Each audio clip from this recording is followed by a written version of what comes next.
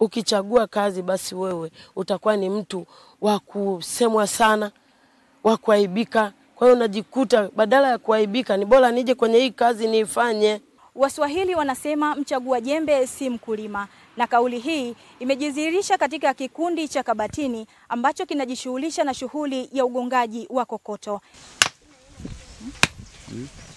Lengo kubwa ni kutaka kufahamu changamoto wanazozipitia watu wanaojishughulisha na shughuli ya ugongaji wa kokoto. Ni kazi ngumu.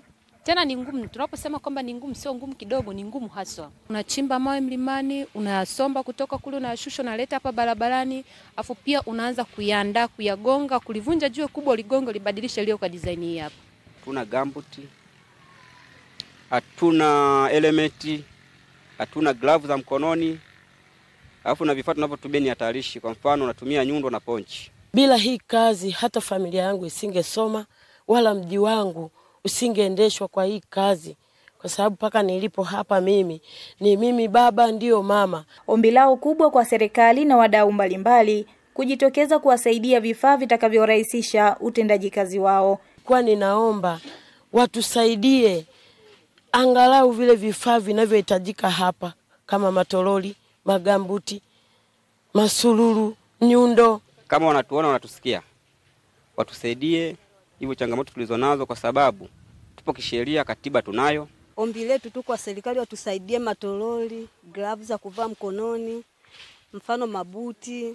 Dr. Pos Wakala ni mganga mkuu wa manispaa ya Mpanda, anaeleza madhara ya kiafya yatokanayo na vumbi la kokoto na ushauri kwa wanaofanya kazi hiyo. Madhara makubwa tumeyagawa katika vipande ama katika sehemu mbalimbali. Cha kwanza ni madhara yanayotokana na vumbi la kokoto ambayo yanasababisha changamoto katika mfumo wa upumuaji. Katika mfumo wa upumuaji, vumbi la kokoto linaweza likasababisha mtu akapata dalili kama za pumu, kwa lugha nyingine tunaita asthma, lakini vumbi la kokoto linaweza likasababisha kikohozi cha mara kwa mara kwa mtu ambaye anafanya shughuli hizo tatu ambazo nimezitaja: mchimbaji, msagaji, lakini pia pamoja na msafirishaji.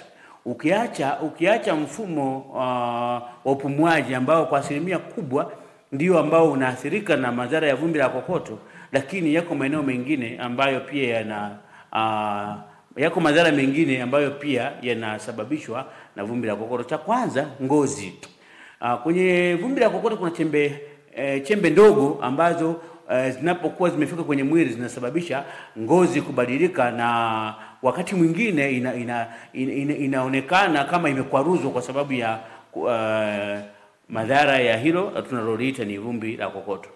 Ukiacha mfumo wa ngozi, lakini pia hata mfumo wa masikio na neva na wenyewe unaathirika, kwa maana ya kwamba mtu anaweza kupata shida ya kutokusikia kwa sababu ya madhara yanayotokana na vumbi la kokoto, hasa wakati wa kuponda zile kokoto. Wengi watu ambao tunakutana nao wanapata saratani ya mapafu kwa sababu ya madhara ya hilo vumbi ambalo linatokana na